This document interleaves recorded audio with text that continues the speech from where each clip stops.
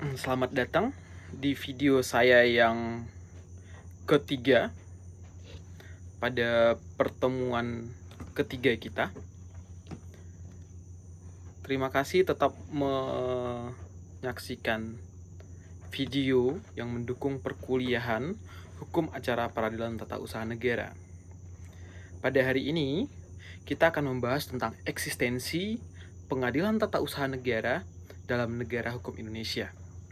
Nah, saya harapkan seperti aturan pada sebelumnya, saya harapkan kepada rekan-rekan mahasiswa, Bapak Ibu, untuk meresume video kali ini di dalam kertas double folio minimal 1 halaman.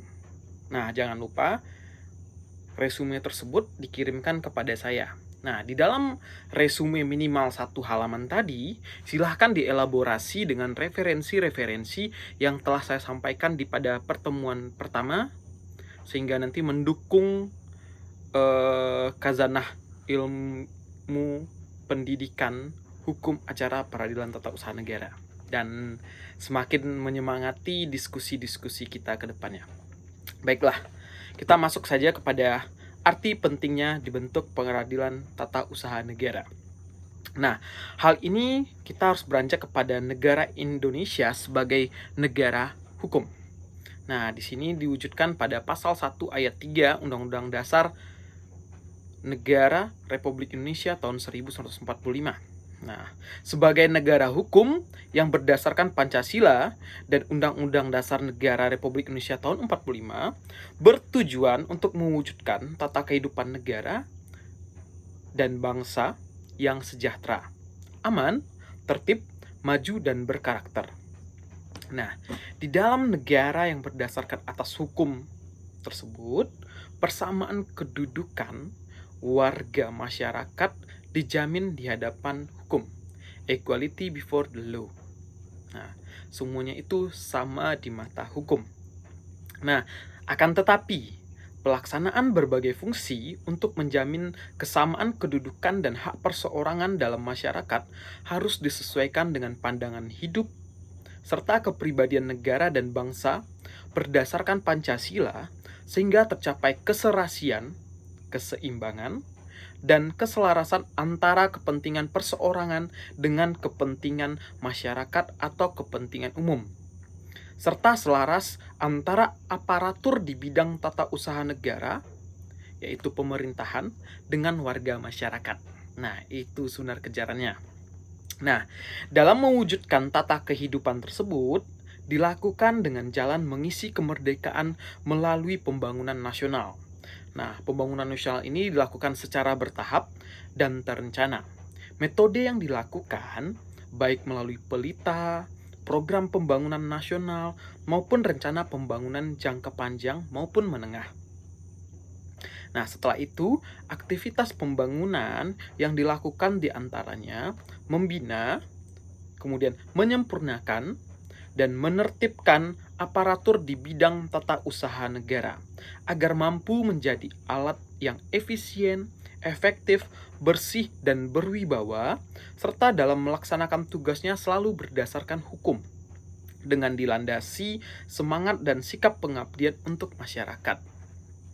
Nah, terkait hal itu, salah satu langkah untuk membina, menyempurnakan, dan menertibkan aparatur tersebut dengan cara membentuk Undang-Undang Nomor 5 Tahun 1986 tentang Peradilan Tata Usaha Negara, sebagaimana yang telah diubah terakhir kali dengan Undang-Undang Nomor 48 Tahun 2009, selanjutnya disebut dengan Undang-Undang Peradilan Tata Usaha Negara, atau biasa lebih ringkas anak-anak fakultas hukum menyatakan itu Undang-Undang Petun, PTUN. Nah, gitu ya. Nah, undang-undang tersebut dibentuk untuk menjalankan amanat konstitusi yang menghendaki adanya peradilan tata usaha negara sebagai salah satu pelaksana kekuasaan kehakiman. Selain amanat konstitusi tersebut, jika dicermati secara politik hukum, maka dibentuknya peradilan tata usaha negara dapat dilihat dalam penjelasan Undang-Undang Nomor 5 Tahun 1986, di mana bisa ditarik sebuah kesimpulan di dalam penjelasan undang-undang tersebut. Petun setidaknya ada dua alasan penting dibentuknya peradilan tata usaha negara.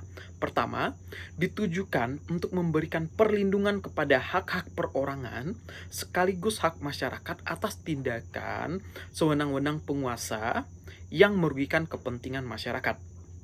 Nah, kemudian yang kedua, untuk pemerintah wajib secara terus-menerus membina, menyempurnakan, dan menertibkan aparatur di bidang tata usaha negara agar mampu menjadi alat yang efisien, efektif, dan bersih, serta berwibawa dalam melaksanakan tugasnya selalu berdasarkan hukum dengan dilandasi semangat dan sikap pengabdian kepada masyarakat, sehingga tercipta aparatur pemerintahan yang bersih, efisien, efektif, dan berwibawa.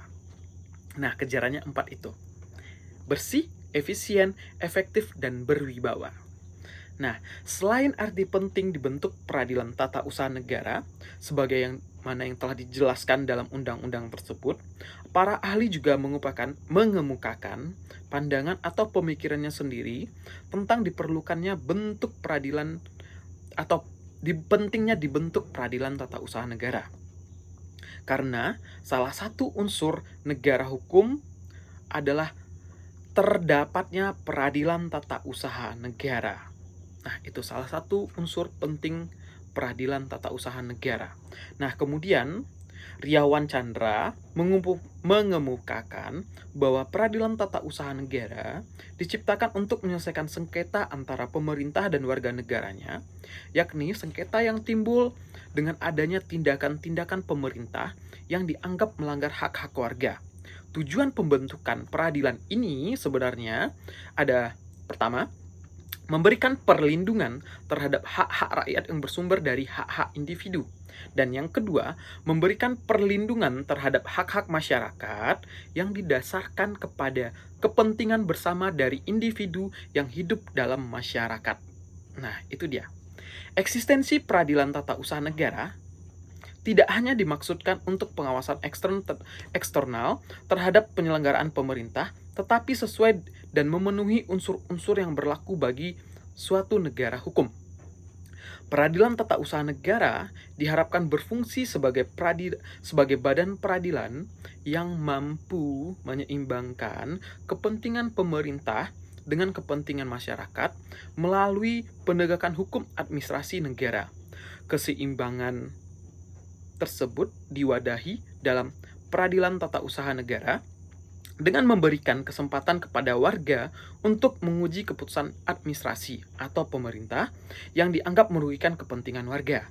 Dengan pengujian tersebut, jika pengadilan mengabulkan gugatan warga, maka pihak pemerintah akan mampu mengoreksi tindakan pemerintah yang dijalankannya.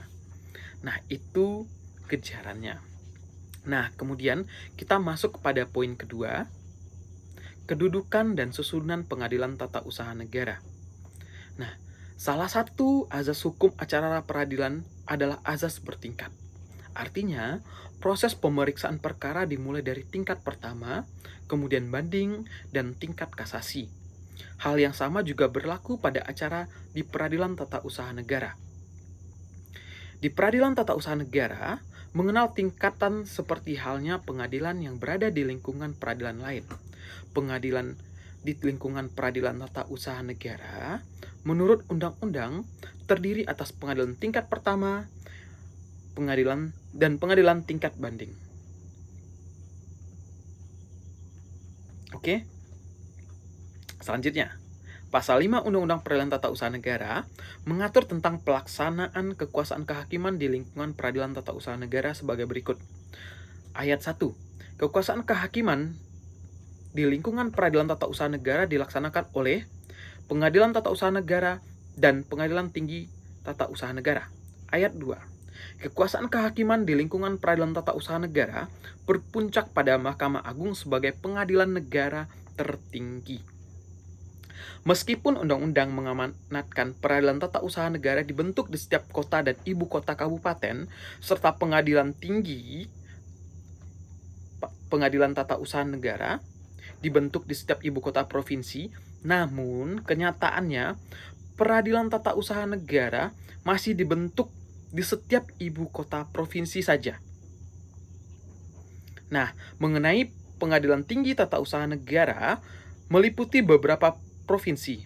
Pertama, Pengadilan Tinggi Tata Usaha Negara Medan, kemudian Pengadilan Tinggi Tata Usaha Negara Jakarta, kemudian Pengadilan Tinggi Tata Usaha Negara Surabaya, dan Pengadilan Tinggi Tata Usaha Negara lain-lainnya.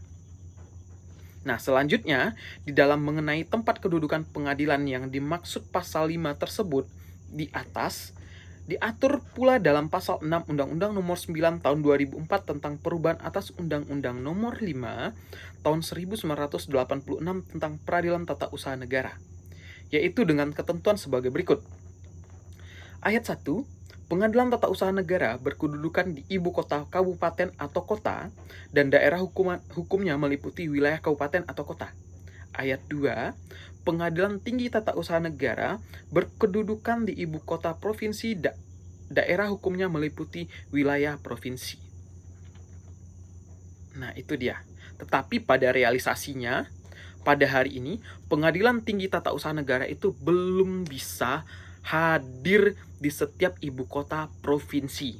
Tetapi pengadilan tata usaha negara itu berada di ibu kota berada di ibu kota di setiap provinsinya. Karena masih belum bisa menyesuaikan dengan amanat undang-undang. Tidak sama kalau kita bandingkan dengan pengadilan yang lainnya, contoh pengadilan agama dan pengadilan negeri. Pengadilan agama dan pengadilan negeri itu berada di setiap ibu kota kabupaten atau ibu kota madya. Sedangkan untuk pengadilan tinggi, baik itu pengadilan tinggi negeri ataupun pengadilan tinggi agama, itu berada di ibu kota provinsi. Sedangkan kalau dibandingkan pengadilan tinggi tata usaha negara, itu hanya berada pada beberapa ibu kota saja, atau ada sistem zonasi. Sedangkan pengadilan tata usaha negara hanya berada di ibu kota provinsi. Masih sampai pada hari ini masih begitu. Nah, kemudian kita masuk kepada subtopik selanjutnya, yaitu pembinaan peradilan. Kebijakan pembinaan peradilan di Indonesia sebelum amandemen Undang-Undang Dasar 45 dilakukan oleh dua badan negara yang menjalankan fungsi yang berbeda. Pertama, Mahkamah Agung sebagai badan yang menjalankan fungsi yudikatif, dan oleh Menteri sebagai pembantu presiden yang berada di jajaran eksekutif. Nah, cara pembinaan yang demikian disebut dengan dualisme pembinaan peradilan.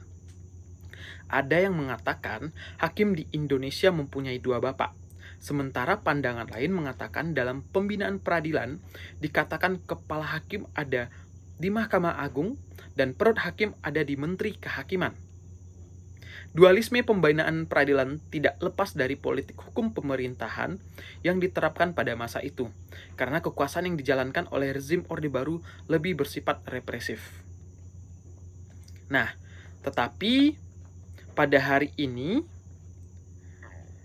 bicara tentang pembinaan peradilan itu berada di ranahnya Mahkamah Agung, tidak lagi di ranah Kementerian Kehakiman. Nah, setelah itu kita masuk kepada dengan dilakukan pembinaan satu atap pada peradilan yang di bawah Mahkamah Agung, diharapkan kekuasaan kehakiman yang bebas merdeka betul-betul dapat terwujud. Hakim dalam memeriksa dan memutus perkara semata-mata hanya didasarkan pada hukum dan keadilan.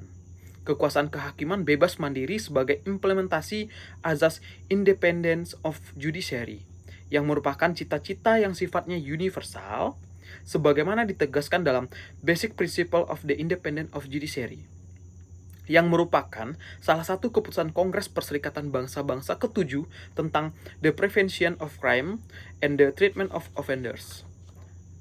Nah, itu dia. Selanjutnya, kita masuk pada bagian terakhir. Melalui peradilan yang bebas dan mandirilah hukum dapat ditegakkan dan keadilan dapat diwujudkan. Keadilan itulah yang merupakan jantung suatu negara hukum.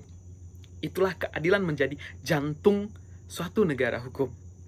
Nah, keadilan sebagai jantung negara hukum, maka kurang atau tidak berderajat, maka negara hukum itu akan kelihatan sakit atau perlu disembuhkan ketika keadilan itu tidak bisa dirasakan oleh setiap orang atau setiap masyarakat di dalam negara itu.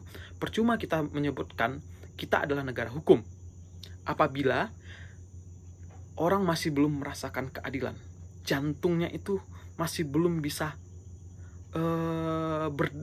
berdenyut atau berdetak dengan ritme yang pas. Tapi masih ada keadilan-keadilan yang belum terrealisasikan di masyarakat Indonesia. Memang di dalam beberapa dekade penegakan hukum terjadi stagnasi. Jadi masih stagnan dia, bahkan kemunduran. Nah, munculnya abad gelap dalam penegakan hukum di Indonesia dikarenakan oleh ketidakmandirian institusi peradilan yang mengakibatkan sikap aparat tidak terpuji atau onjuis vanmah. Nah, ke depan dengan adanya peradilan atau badan peradilan, pembinaan badan peradilan satu atap, kita harapkan hakim-hakim di Indonesia benar-benar menjadi penegak keadilan yang ada di Indonesia. Indonesia negara hukum akan disimbolkan dengan hakim-hakim yang selalu menegakkan keadilan, memperjuangkan keadilan untuk setiap masyarakat Indonesia. Jadi sekian pertemuan video ketiga pada hari ini atau pada kali ini. Semoga bermanfaat dan jangan lupa kirimkan hasil resume video Bapak Ibu kepada saya melalui WhatsApp secara pribadi saja. Jadi sekian, sampai jumpa pada video berikutnya. Terima kasih.